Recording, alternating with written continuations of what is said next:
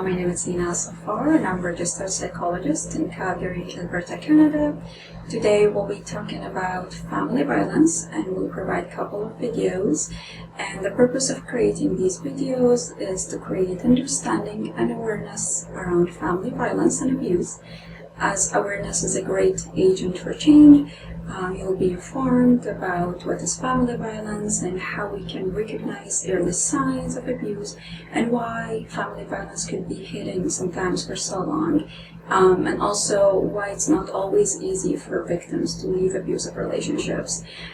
We will also talk about some of the common misconceptions or myths that unfortunately we still have in our society. Of course, we'll go over the type of abuse and family violence, as well as options and resources available for victims.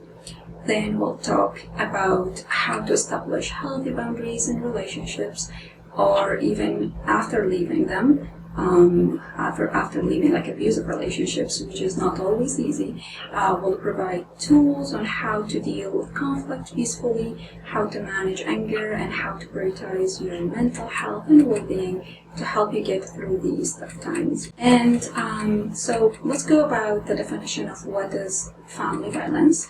It's abuse of power within the family or other trusting relationships, and it's intentional and deliberate behavior that is used to most of the time to gain power and control over the other person, because it's a behavior that is taken against the will and the well-being of another person. This could result in psychological or physical harm to the victim.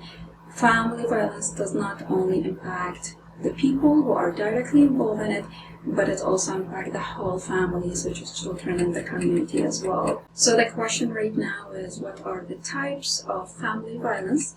And we can go with the most common one, which is the physical abuse, which is any unnecessary or unwanted physical contact caused by another person, resulting in bodily harm, maybe discomfort and or injury.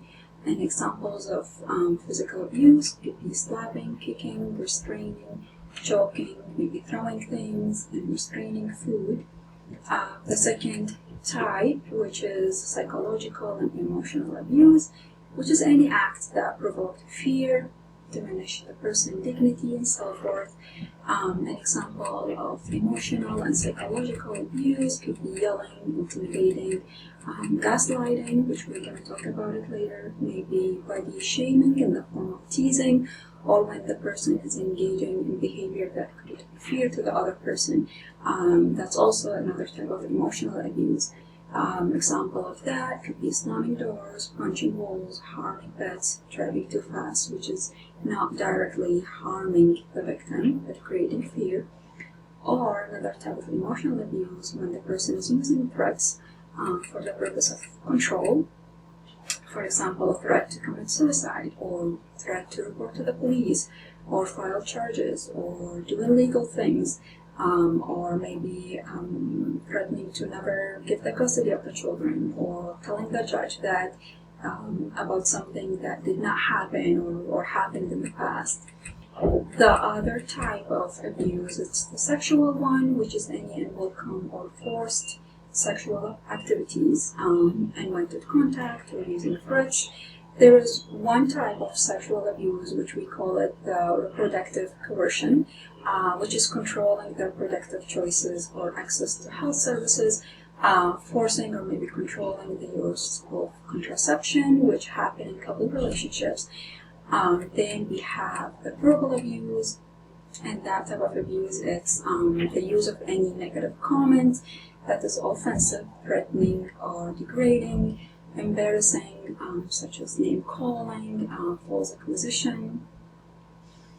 And we have the financial abuse, which is, again, it's any behavior that includes control over the finances, resources, maybe reducing, eliminating the person's finances independence or financial independence, and maybe financial decision making as well. An example of financial abuse, it could be withholding money, maybe spending money on addictions, gambling, keeping family finances maybe secret, controlling welfare checks, Then we have the criminal harassment, we also call it stalking, which is repeated conduct that create fear to one's safety, which include making threats, maybe following the person, watching them, tracking them. And then we're moving to the social abuse, which is any behavior resulting in isolation and alienation of the person from friends, family member, or any social support system. An example of that could be controlling who they see, who they talk to. Then we have the religious abuse, which is any tactic that exerts power and control over the person's spirituality and religious orientation. An example of religious abuse could be disrespecting a person's religious belief or practices, maybe preventing the person from practicing their religion. Also, another example could be misinterpreting religion to justify abuse and dominance.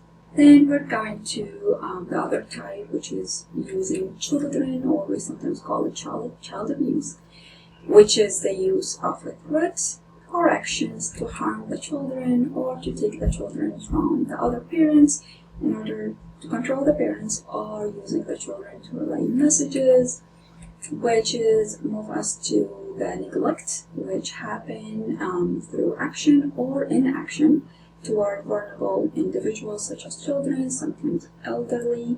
Neglect is failing to provide basic needs, basically, which including inadequate health care, supervision, protection from hazards in the environment. This also includes other basic needs such as nutrition, clothing, shelter, and hygiene. Then we're talking about the technology. We call it technology facilitated violence, or sometimes we call it cyber violence, which is the use of technologies to facilitate virtual or in-person harm, including observing and listening to a person, maybe tracking their location for the purpose of scaring them or intimidating them or humiliating them. We have also the use of a privilege or social status, which is any comments or action that suggest a person is inferior because they come from different socio-economic background. The use of social status or their wealth to kind of hide or deny abusive behaviors. Sometimes they use the wealth to involve them in for example, expensive legal proceeding, or manipulate, or sometimes to prolong legal proceeding. We thought to talk about a different type of abuse that is not as common. We call it situational type of abuse, which is not the typical one where there is a person who engaged in abusive act and there is a victim.